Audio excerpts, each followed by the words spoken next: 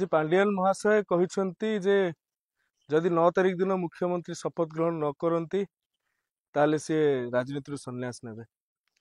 ଗୋଟେ କଥା ଆଜ୍ଞା ମୁଁ କହୁଛି, ଆପଣ କହିଥିଲେ ଜୀବନର ଶେଷ ବିନ୍ଦୁ ଯାଏଁ ଆପଣ ଓଡ଼ିଶାବାସୀଙ୍କ ସେବାରେ ରହିବେ।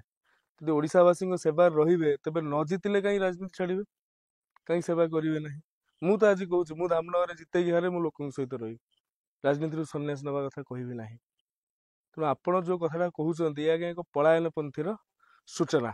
ଆପଣ ବି ଜାଣି ସାରିଲେଣି ଆଗାମୀ ଦିନରେ ଭାରତୀୟ ଜନତା ପାର୍ଟି ଓଡ଼ିଶାରେ ସରକାର କରୁଛି, ଆପଣ ଏଠି ରହିପାରୁନାହାନ୍ତି। ଏବଂ ଆପଣଙ୍କର ଆଜ୍ଞା ଦିଟା ଘର, ଆମର ଗୋଟେ ଘର, ଆମ ଘର ଓଡ଼ିଶା, ଆମେ ଅଲଗା ରାଜ୍ୟକୁ ଯାଇପାରିବୁନି। ଆପଣଙ୍କର ଦିଟା ଘର, ଆପଣ କହିବେ ମୁଁ ଏଠି ରାଜନୀତି ସନ୍ନ୍ୟାସ ନେବି, ଆପଣଙ୍କ ନିଜ ଘରକୁ ପଳେଇବେ।